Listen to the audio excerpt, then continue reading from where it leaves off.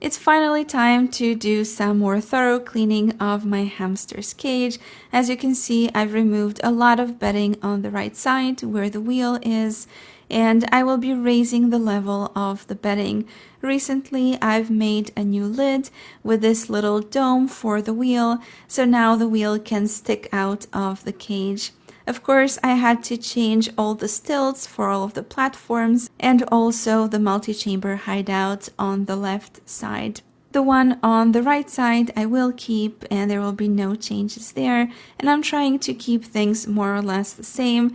The only thing that I've removed is the castle hideout because she's not been using it a lot, and I think the smaller hideout will be better. Now, Biscuit at some point decided to see what was going on, so she came out, she made a small tunnel to come here where I was changing the bedding, so that's super cute. Next to the wheel, I've added a granite slate, and I'm also adding some pebbles with a rougher surface so that when Biscuit walks in this area, she can trim her nails naturally. Any kind of harder surface that has a little bit of texture is great for filing your hamster's nails more naturally, and you don't have to cut them later. I've decided to change some things with the dig box with the coconut fiber because Biscuit really loves digging in it, and she puts all of the coconut fiber inside the sand container, so I wanted to stop that from happening in the future and wanted to give her more space to dig. Now, because I did not have any more coconut fiber, I put in some coconut chips and mixed them together, so I think it looks good and it gives some additional texture. I've returned the vine on top because it provides shadow and protection for Biscuit so that she will feel safe digging. Having some branches in the cage and placing them strategically will help with the hamster feeling safer. Now for the front part, I've removed everything and I'm adding, of course, a lot of bedding. Recently, I've changed how I do the bedding, and this is because if I put the whole bale in, it just takes a long time for me to put it apart, and it really hurts my back.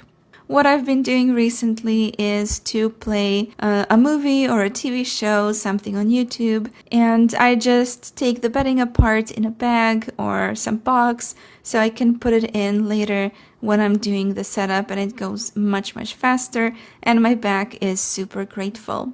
I forgot to leave some space for the sand that I wanted to add here, so I had to dig a deep hole for the platform that will support the sand, and it was really hard to keep it from caving in. The sand will be safer here, and I'll have to clean less.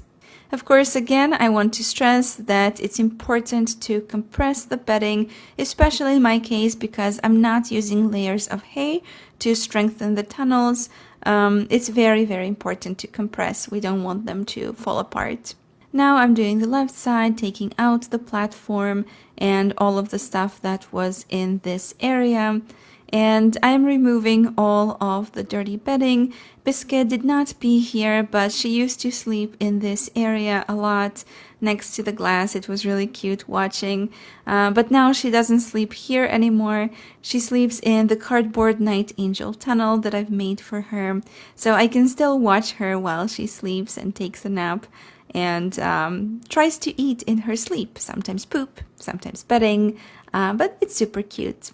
So I can clean this area, but I will be keeping the tunnel the same. I will not be touching it because it's pretty clean and I want her to have some safe space for herself. Another area that I will not be doing is under the coconut fiber because her nest is right next to it and I was able to clean that, but I do want to leave some familiar area next to her nest. There was some food there, her hoard, but unfortunately some of the hoard she has peed on, so I had to remove most of it. I've saved what I could save, The rest I just removed. This little hazelnut was safe, so I've just put it in the sand for her to find later. What I like to do if I need to remove her food stash is I like to add some food to the same area. So I will put some clean food, and I will also add some toilet paper pieces so that she can make her nest again there if she chooses to,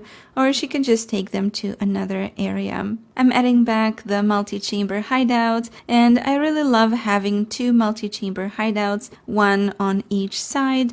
I don't know, I just prefer it this way. It can serve as a platform, and she can choose where she can start her nest.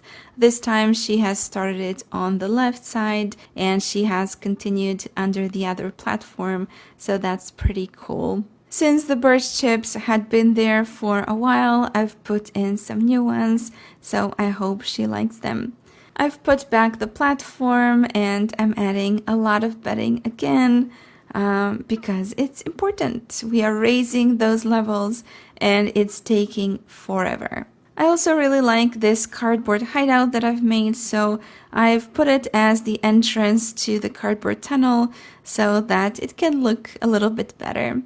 Then I'm just slowly returning some of the pieces that were already in the cage, so the wooden steps that I've made, the hideout, the other sand container. I did change some things around a little bit, but it's not that much different. So the majority of the cage has stayed pretty similar to what it was before. I don't want to change things up too suddenly for her.